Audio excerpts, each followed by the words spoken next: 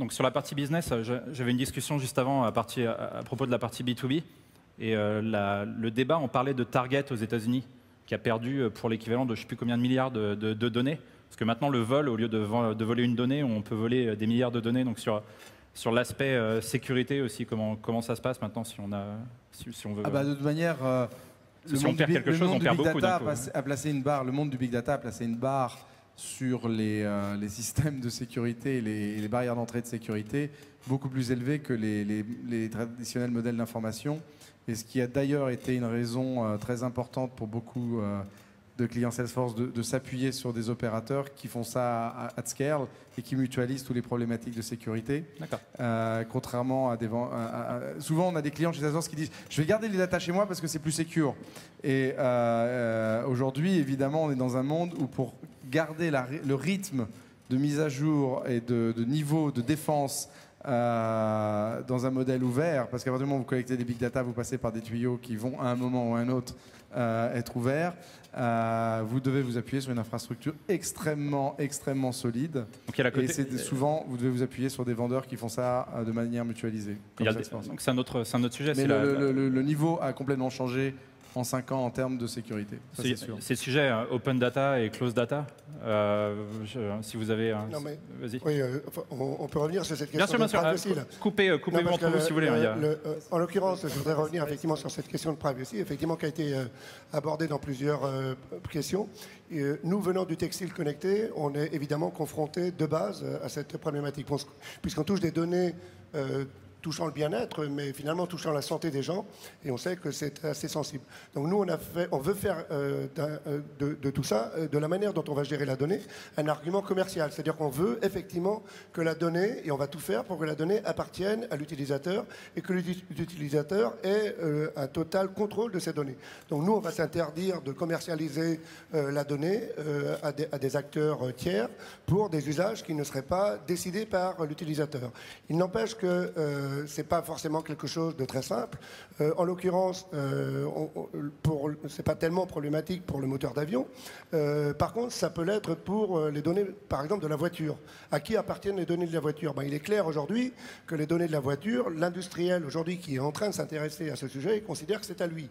Donc on a beau vouloir souhaiter que les données appartiennent à l'utilisateur, le chemin est encore loin pour qu'on ait un total contrôle de la chaîne et que tout ça soit contrôlé par l'utilisateur. Ouais, alors c'est exactement, aujourd'hui les données appartiennent aux fournisseurs. J'ai une histoire marrante juste en termes de big data, parce qu'on dit tout le monde, la NSA nous surveille, mais ma femme s'est fait voler son téléphone portable à San Francisco, un iPhone, et en fait je pouvais la suivre sur mon iPhone, où était le téléphone portable à chaque coin de rue, et donc notifier à la police que mon téléphone portable était, parce que Apple est plus fort que la NSA pour savoir où vous êtes. C'est presque, j'ai l'impression qu'on est dans un sujet de philo, parce qu'au final il y a le bon et le mauvais dans les deux côtés, on peut pas avoir... les deux. L'open data, rapidement, Romain. Non, mais comme dans tous les sujets de philo, là, c'est pas dans la thèse et l'antithèse, c'est dans la synthèse qu'on peut se faire un peu dépasser le sujet. Non, mais c'est vraiment ça. C'est-à-dire que la question, finalement, c'est pas tellement de savoir qui et quelle sera la réponse à ces questions. C'est beaucoup trop compliqué. On n'a pas la réponse aujourd'hui, on l'aura pas demain. Ce qui est important, c'est qu'on garde collectivement la capacité à choisir une réponse qui nous convienne.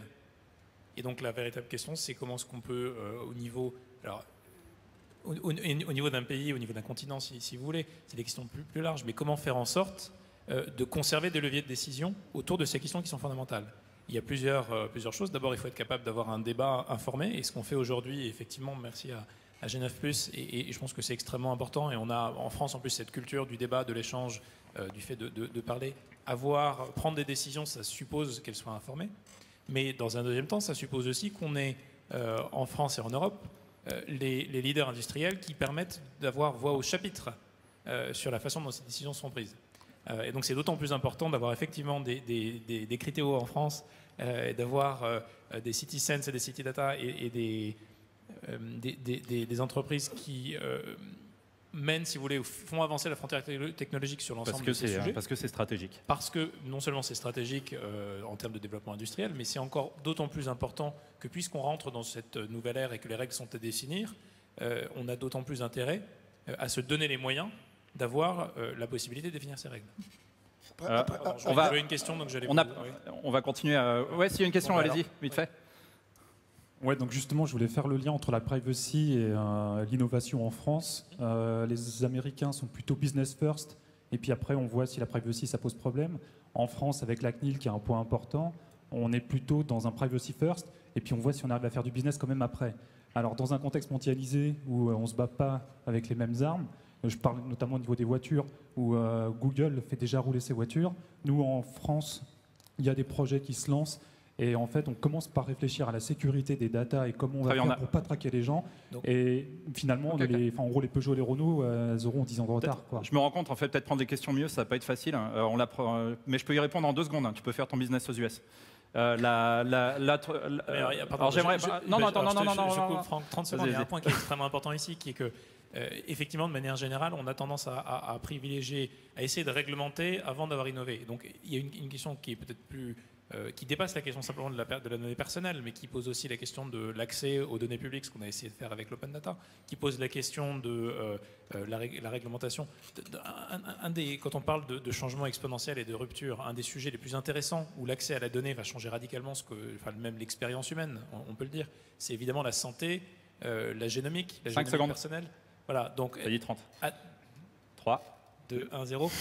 Donc, de manière générale, je suis d'accord avec le fait qu'on ait besoin de se donner des règles qui nous permettent d'expérimenter plus largement avec ces nouvelles. Très bien. Je suis désolé, Romain, j'ai demandé à tout le monde. Vous êtes d'accord? Est-ce que c'est bien que j'interrompe Romain ou pas? Aidez-moi. Dites-moi oui ou non. Non? Ah, oui. Vas-y, tu as droit à 15 secondes de plus, vas-y. Non, alors le dernier point à ne pas oublier non plus, c'est qu'on a quand même la chance justement, avec des institutions comme la CNIL, d'avoir balayé d'une certaine manière le terrain et d'avoir créé une forme aussi de confiance vis-à-vis des consommateurs. Et ça, dans un monde ou dans une phase d'interrogation et de reformulation des modèles, c'est aussi important parce qu'on bénéficie d'un lien de confiance peut-être plus fort entre les nouvelles solutions qui vont être amenées sur le marché et ce que les citoyens peuvent en attendre, et les consommateurs. Voilà, donc la France s'adapte. Ne jetons pas le bébé avec l'eau du bain. Très bien. Gaëlle, vas-y. Non, juste pour ajouter que c'est cette confiance-là qui justement peut permettre l'innovation quand même. Ça ne va pas uniquement brider toutes ces réglementations, ces choses-là. Au contraire, parce qu'on a une base de confiance sur les données personnelles, c'est à ça, il y a eu une question tout à l'heure sur les données de contact, c'est clair que c'est parce qu'on sait qu'il existe des règles qu'on peut établir une relation de confiance qui va permettre vraiment le bien de l'entreprise qui vend un service et celle du client qui achète le service. Bon, bah fais ta boîte en France. Alors, c'est vrai quand même que le problème se pose. Je prendrai un exemple qui est typique. Le compteur intelligent, la CNIL a bridé la relève à 10 minutes. Je ne vais pas vous expliquer pourquoi, de mon point de vue, ça ne tient pas la route et ça ne tiendra pas la route longtemps. En même temps, on comprend bien qu'on a des règles aussi qui sont différentes de ce qu'elles sont aux États-Unis. Aux États-Unis, on peut collecter les données, par exemple, électorales. Ça ne pose absolument aucun problème, alors que c'est absolument inacceptable en Europe. Ouais. De la même manière, on peut faire des interconnexions de base publiques aux États-Unis, en Asie, en Amérique du Sud, alors que c'est clairement interdit en France. Donc c'est vrai qu'on a besoin de règles, mais c'est vrai aussi qu'on n'a pas forcément aujourd'hui trouvé, et l'affaire Snowden d'ailleurs joue un petit peu contre cela, c'est-à-dire que l'affaire Snowden finalement amène à être aujourd'hui dans une logique un petit peu protectrice, alors qu'on a forcément aussi besoin de laisser l'innovation se faire. Voilà, donc l'équilibre, on le cherche. Alors, on continue, encore une fois, c'est un débat à spectre large, donc je suis désolé, on va essayer de couvrir beaucoup de choses. Mais j'ai envie un peu de... Alors, j'ai regardé, moi, aussi la Big Data et les dernières news, et ce que je vois aussi, et j'aimerais avoir un point de vue là-dessus, j'ai été assez étonné. Mais Google, par exemple, l'exemple dont Luc parlait de Flutrend, bah, en fait, c'est un des trucs dont tout le monde parle avec les Big Data, en disant c'est extraordinaire, regardez, Google arrive à prédire la grippe avant tout le monde. Puis en fait, non, ça ne marche pas du tout. C'est-à-dire que ça marchait la première année, et puis maintenant, c'est off ça prédit 2 fois plus de personnes qui ont la grippe ou pas du tout. On parlait de corrélation. Il y a un site qui est marrant, je vous retrouverai le lien, pour trouver soi-même des corrélations amusantes. Alors j'en ai trouvé une, par exemple, c'est le nombre de meurtres dans le Maine et la consommation de margarine, qui est corrélée parfaitement. Alors c'est extraordinaire, mais il y a... Alors, moi, j'ai été surpris parce que je m'attendais à me dire, tout le monde me dit que la big data, c'est extraordinaire, que c'est le futur, qu'on met de la data et que pouf, on est capable de prédire. Je vais revenir à la question de 3 personnes qui parlaient de la prédiction. Mais pourtant, de l'autre côté, ça donne des choses qui veulent dire absolument n'importe quoi. Il y a aussi une autre histoire. Je vous donne quelques histoires un peu qui vont à l'encontre du discours d'habitude autour de la big data, je dirais version 1.2, et là on commence à voir les weak points, et c'est là que c'est excitant de travailler. Il y en a un autre, c'est Target, qui est une sorte de Carrefour américain, où il y avait une jeune fille qui a reçu un coupon en disant bon de réduction pour jeune maman. Et ses parents qui disent comment ça se fait.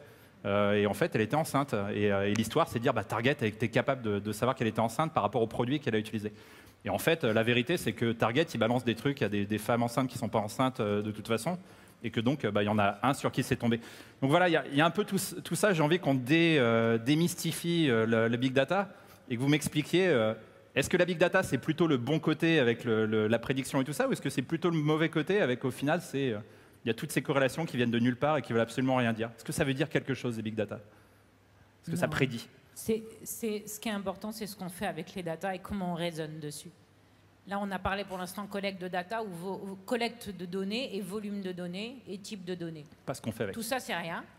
La question qu'on va se poser derrière, c'est qu'est-ce qu'on en fait, comment on raisonne avec ces données-là et qu'est-ce qu'on va en faire derrière, comment on va les stocker aussi. Ça, c'est Vous pouvez donner un élément de réponse. Et bien Par sûr, exemple, sur les mails. il y a eu une question ici sur l'intelligence artificielle et big data.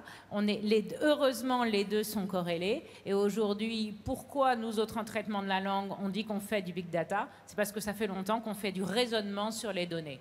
Et ce qui est important, c'est comment est-ce qu'on va pouvoir rendre un service utile à partir de la collecte de données. Florian, toi, tu gères ça comment, le bruit versus signal sur l'utilité?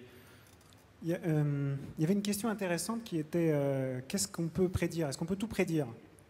En fait, dans beaucoup de problèmes big data qu'on voit, il ne s'agit pas forcément de prédire mieux qu'un humain. En fait, il s'agit juste de prédire aussi bien qu'un humain. Un humain à qui on montre les courbes de 50 requêtes sur Google comme rhume ou fièvre, c'est à peu près vous dire, si c'est un peu un spécialiste et qu'il a un peu d'historique, quelle sera la taille de l'épidémie de grippe dans 2 semaines dans un pays donné. De même, en fait, un humain qui aurait un peu quelques statistiques sur les 4 téras de données de moteur et qui sait, sur un moteur donné un peu d'historique, il connaît bien son métier, il sait dire si peut-être il y a un problème sur ce moteur-là. En fait, il sait ces choses-là. C'est un spécialiste de son domaine. Et souvent, l'enjeu, c'est pas trop de faire mieux que cet humain spécialiste de ce domaine. Dans beaucoup d'applications pratiques, il s'agit de faire aussi bien. Un humain, un commercial, à qui on montrerait toutes les choses qu'a vues un internaute, saurait probablement, s'il avait l'occasion de le faire à la main, quelle publicité lui afficher. Mais simplement, ce n'est pas réaliste que chaque humain de mettre un commercial derrière chaque internaute. C'est juste qu'on automatise ce processus. Et le fait d'être capable de l'automatiser, c'est ça la révolution. Je vais rajouter un petit truc aussi sur... Parce que finalement, la question qu'il y a derrière, c'est est-ce que ça marche? Est-ce que ça va vraiment transformer l'industrie, comme on a dit? Pour donner un exemple, en fait, je pense que l'idée, c'est qu'on ne cherche pas à être exact à tous les coups, mais on cherche à faire mieux qu'une estimation moyenne qui aurait été la même pour tout le monde. Et pour donner un exemple de secteur d'industrie qui peut être transformé complètement par le big data, prenons l'assurance. Et ça ressemble un petit peu à ce que fait Criteo dans un autre domaine.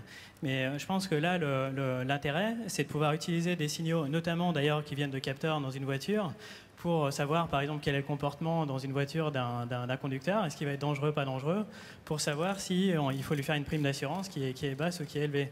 Et donc là, l'enjeu pour l'assureur, c'est que s'il ne le fait pas mais quelqu'un d'autre le fait mieux, celui qui sait prédire ceux qui sont à faible risque, il va faire des contrats moins chers. Donc en fait, il va aspirer tous les clients qui sont plus intéressants parce qu'ils sont moins risqués. Il va lui rester plus que ceux qui sont beaucoup plus risqués et en fait, il ne va plus être rentable sur ceux-là. Et petit à petit, ils vont en perdre d'autres et on voit que ça diverge assez vite. Et le risque, c'est d'avoir des sociétés technologiques, enfin des Google ou d'autres, venir s'insérer entre sa clientèle et le service qu'on rend et absorber la relation client finalement. Et donc c'est ça l'enjeu, c'est-à-dire qu'en étant plus précis qu'une estimation moyenne, en étant capable d'utiliser des quantités de données plus importantes que ce qu'un humain est capable de faire, on arrive finalement à intermédiariser des business qui n'étaient pas avant et à transformer potentiellement des assureurs en simples prestataires techniques parce que c'est eux qui vont gérer le contrat et tout le travail derrière. Mais la relation client et savoir combien on facture à telle ou telle personne sera fait par quelqu'un d'autre. Voilà, donc pour moi c'est ça l'enjeu finalement. Il y a un petit effet pervers, c'est vrai, qui rejoint un petit peu les exemples que vous évoquiez. C'est que finalement, quand on va donner un taux de probabilité à 80%, finalement, dans la tête des gens, ça devient une certitude. C'est-à-dire qu'on oublie les 20%. Ouais. Je donnerai un exemple qui n'a rien à voir, qui n'est pas du big data, mais c'est d'actualité, mais c'était un exemple de football il n'y a pas très longtemps, qui était l'exemple de Paris Saint-Germain contre Chelsea. Les statistiques donnaient Paris Saint-Germain gagnant à 80% parce qu'ils avaient gagné 2-0. Et tout le monde avait véritablement tendance à oublier ces 20%. Et ce qui s'est passé, effectivement, c'est qu'ils ont perdu. Mais moi, je constate ça dans l'appréciation des gens, c'est que voilà, ce 80%, il est perçu comme une quasi-certitude. Et c'est un petit peu le risque. Il y a deux sujets. Donc, si je comprends bien ce que vous dites, c'est d'un côté, la data est importante, mais bon, c'est la conclusion, c'est qu'est-ce qu'on fait avec. Et les meilleures personnes pour le faire, à la fin, ça reste l'humain qui est preneur de décision, qui est aussi partie prenante de l'apprentissage, j'imagine, de ces algorithmes. Quand on est chez Salesforce avec la chaîne un peu différente, parce qu'à la place d'un humain, on a plusieurs humains, on a une entreprise, et qu'on commence je sais pas, à chercher. Est-ce que vous savez ce que vous cherchez systématiquement quand vous travaillez avec vos clients sur de la big data? Et comment on gère l'échec, ou est-ce que tout, à chaque fois, vous arrivez toujours à trouver des corrélations et de la valeur? Est-ce qu'il y a eu des surprises? Est-ce que c'est toujours très, très structuré? Comment ça se passe avec les grands groupes? En fait, tu as très bien résumé. Pour moi, la vraie valeur des big data, ça permet de faire une automatisation at scale, à une plus grande échelle. Donc si on prend le cœur de métier de Salesforce qui touche principalement à 3 grands domaines fonctionnels qui sont le marketing, les ventes et le support technique, aujourd'hui, on pourrait dire Salesforce, quand on vend une application de customer service, en fait, on ne fait pas le customer service. On permet aux employés de nos clients de faire le customer service. Ça, c'est la data structurée traditionnelle. Ce que le big data permet de faire, c'est que l'ordinateur va pouvoir faire du customer service. Il va pouvoir appeler, par exemple, le technicien à l'aéroport en disant « mon moteur a un problème ». Il va permettre, notre application qu'on fait avec General Electric, où ils ont des moteurs prédictifs, de détecter s'il y a des machines qui drillent au fond de l'océan pour du pétrole, en fonction d'un autre parc de machines, détecter. Alors c'est statistique, ça ne marche pas à tous les coups. L'homme reprend la main, le modèle traditionnel de workflow et de process. Et nous, on voit vraiment un écosystème. C'est pas le non structuré contre le structuré, les big data contre le transactionnel. En fait, c'est complètement intégré. Ce que le big data apporte, c'est un niveau d'automatisation pour les bannières qui apporte, en fait, dans le cas du marketing, une précision. Et d'ailleurs, le terme que beaucoup de nos clients emploient maintenant, c'est precision marketing, qui est d'être capable d'avoir une expérience tellement personnalisée parce qu'on vous connaît tellement bien. C'est le cas de Coca-Cola qui, si vous avez l'appli Coca-Cola et que vous avez bu des boissons, parce que maintenant, par exemple, moi, à mon bureau, j'ai une machine Coca-Cola, je choisis la boisson à partir de mon iPhone. J'ai 120 choix et la machine me sert ce que je veux à partir de mon appli iPhone, parce que mon iPhone est géolocalisé, la machine est connectée, il me sert ce que je veux. Bien. Mais si je cours avec mon appli iPhone, en fait, il va m'envoyer des coupons pour du Powerade parce que je suis en train de courir et que il me dit où sont les machines où je peux boire des trucs de sport. Est-ce que vous aimez ça, vous, ou pas? Ça, c'est du precision marketing. Ouais, mais j'ai demandé l'avis du public. Est-ce que vous aimez le precision marketing? Roman Voting, oui ou non? Ils n'ont pas l'air d'aimer. Business. Non, mais on fait de l'interaction, hein, c'est l'humain. Est-ce qu'il y a... Oui, allez-y, j'ai une question là-bas.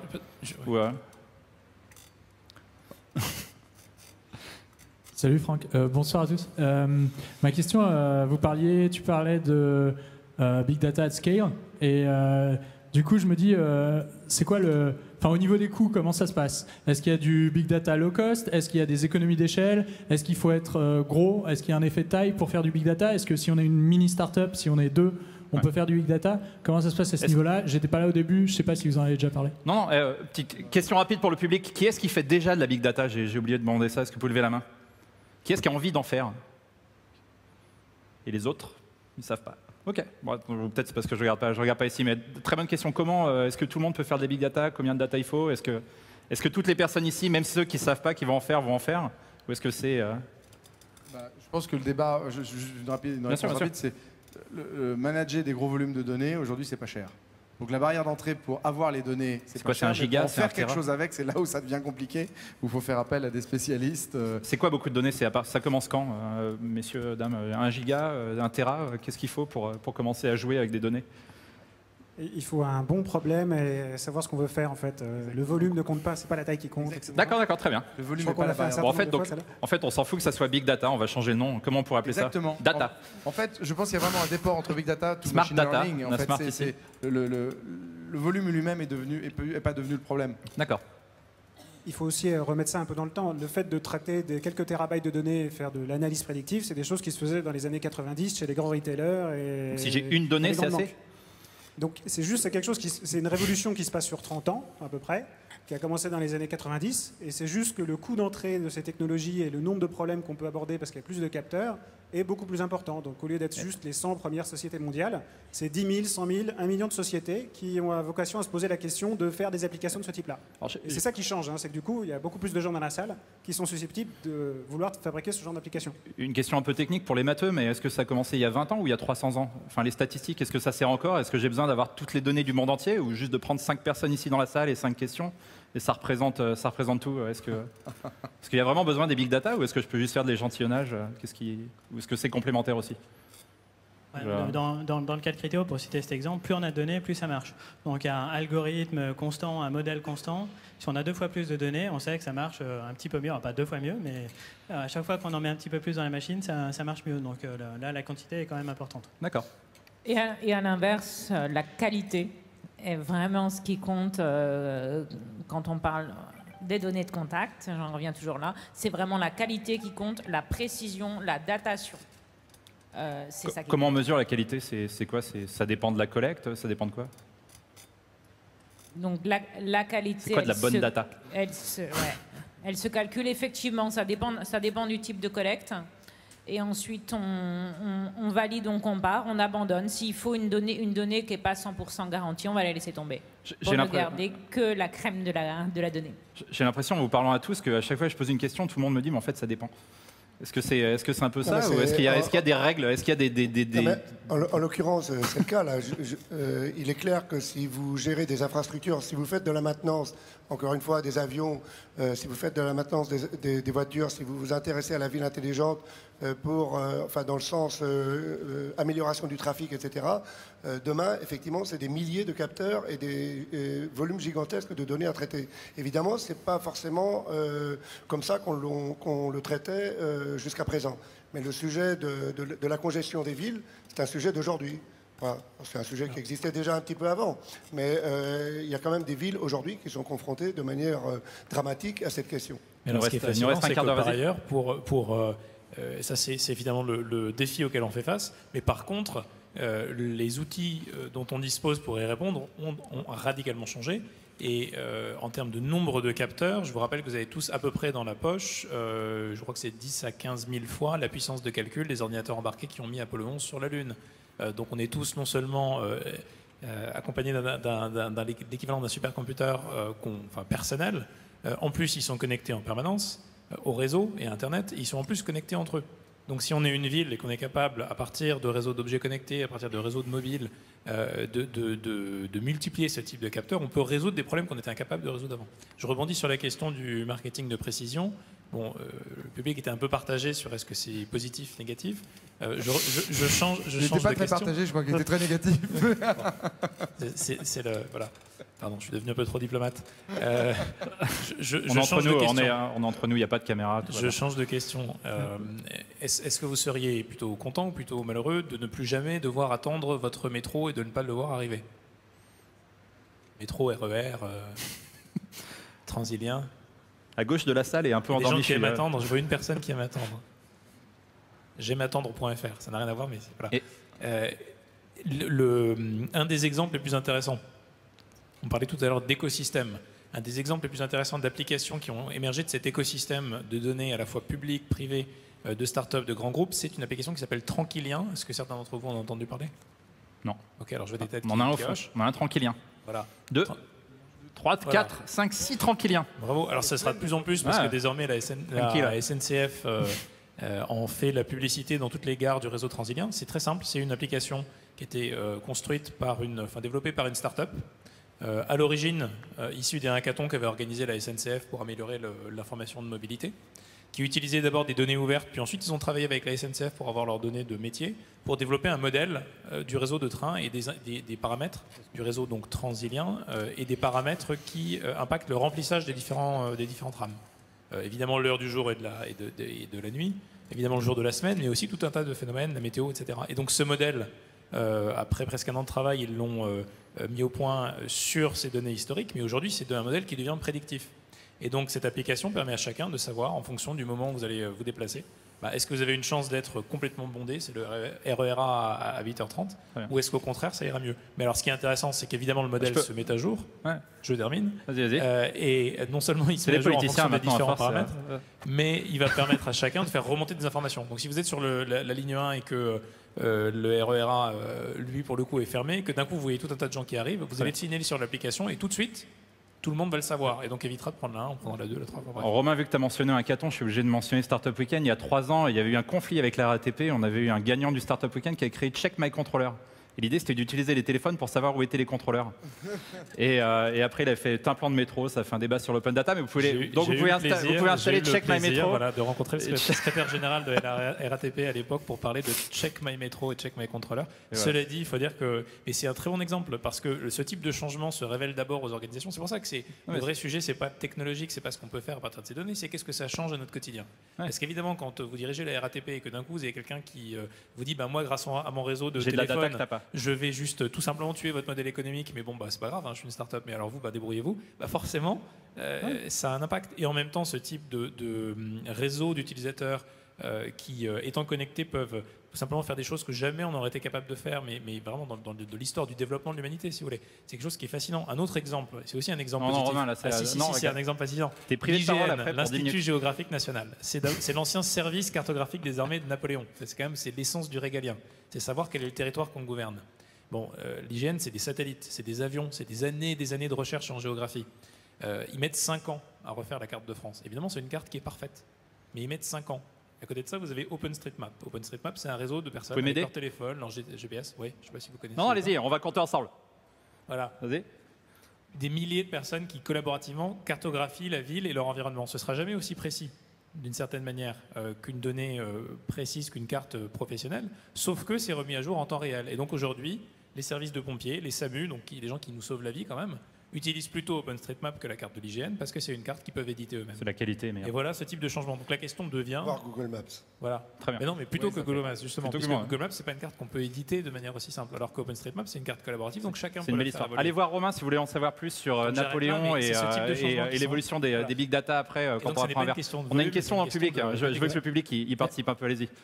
Il y avait une. Je voudrais revenir un peu aux fondamentaux du débat de ce soir. Je me demande s'il n'y a pas un split qui est en train de se faire entre l'Internet des objets connectés et les big data qui en découlent. Exemple, les moteurs d'avion, ou exemple, ce n'est pas tout à fait les objets connectés, mais c'est un dérivé, la capacité de savoir quelle sera l'amplitude de la grippe. Et puis la connectique sur nos propres âmes, qui est j'aime bien le Coca-Cola, mais de là à me dire que je dois en boire alors que je suis en train de courir, vous avez vu la salle, c'est pas très supporté. Et je voudrais juste vous livrer une réflexion. Étant par ailleurs expert judiciaire, on parlait de ça avec des magistrats il n'y a pas longtemps. Et un président de cour d'appel a eu une réflexion qui est assez triviale au demeurant. Il a dit « mais je ne comprends pas bien, Big Data, c'est Big Brother ». C'était direct pour lui et il est quand même magistrat. Donc il faut quand même les écouter aussi, je crois. On est tous très enthousiastes. Je ne suis pas sûr que la vision que l'on ait ne soit pas une vision très technologue et assez désincarnée. J'aimerais peut-être rajouter un truc, je suis entre les États-Unis et autres, mais est-ce qu'on a un choix aussi ? Parce qu'au final, vous voyez ce que vous voulez, on est dans un monde, on est mondialisé, donc je pense qu'il y a deux. Est-ce qu'on subit questions. ou est-ce qu'on le maîtrise ? Il faut avoir un choix, donc ça c'est le rôle du régulateur de donner un choix et un cadre. Ensuite, les applis qui marchent et les applis qui créent de la valeur. Au final, on peut prendre l'exemple de la carte, mais au final, ce qui va être adopté, ce qui va être utilisé, le client a toujours un choix. Je prends mon choix d'utiliser l'application Coca-Cola parce que j'ai des coupons et ça me donne des boissons gratos. Tout sympa. Donc là, ça m'intéresse. C'est une question de choix. Et je pense que ce qui est le plus important, c'est qu'effectivement, le consommateur ou l'utilisateur final ou celui qui bénéficie du service ou qui échange sa donnée doit avoir un choix. Quand il n'y a pas choix, quand il n'y a pas échange ou quand il n'y a pas bénéfice, c'est là où il faut des cadres réglementaires parce qu'il y a un risque où le public vote pour lui-même et l'application n'a pas de succès. Je ne sais pas si je peux continuer parce que je ne veux pas que ça devienne un tête-à-tête. Non, mais vous avez vu le choix que vous avez quand vous téléchargez vos applications sur vos iPhones ou sur vos Samsung, où vous acceptez d'être géolocalisé, donner accès à votre carnet de contacts, etc., ou vous n'avez pas l'application. Donc le choix, il est simple. Hein. Et la CNIL s'en occupe. Vous avez le choix de pas l'installer. Il y a le choix, oui. Après, pour moi, j'aime bien ces débats-là. La sujection, enfin, c'est pour tout le monde, mais il faut que tout le monde interagisse. Par exemple, je doute que les experts judiciaires connaissent quoi que ce soit Big Data. Ça serait intéressant qu'ils aillent faire 2-3 jours avec les personnes qui travaillent dedans, pour pas que ça soit deux mondes qui s'opposent, mais pour qui... C'est impossible. D'accord, bon, très bien. Peut-être une autre question, je vais être sûr que ça soit utile pour tout le monde. Vas-y, c'est un... Pour rebondir rapidement là-dessus, je crois que les enjeux ne sont pas juste dans le marketing digital, ils sont un peu dans tous les domaines.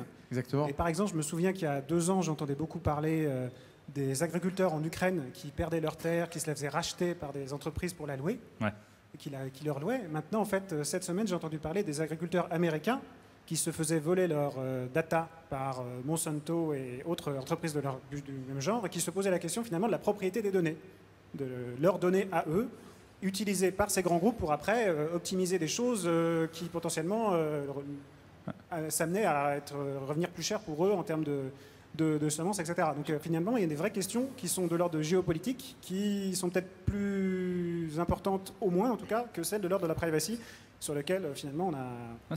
C'est intéressant, c'est vrai qu'il y a cette question presque de la data politics. C'est-à-dire que moi c'est ma data, vous pouvez considérer que c'est ma data, et qui sait, la RATP, maintenant moi je vais prendre avant que tu la prennes. Exactement. C'est qui va bouger le plus vite pour claim très vite data. dans le cas de Coca-Cola. Dans le cas de Coca-Cola, ce qui est fascinant, hein. C'est qu'on peut considérer, certes, je voyais une tête qui hochait, on peut considérer que c'est soit un mauvais choix, soit un choix réduit, parce que finalement, c'est des boissons Coca-Cola qu'on achète, et on connaît les ravages du sucre, etc.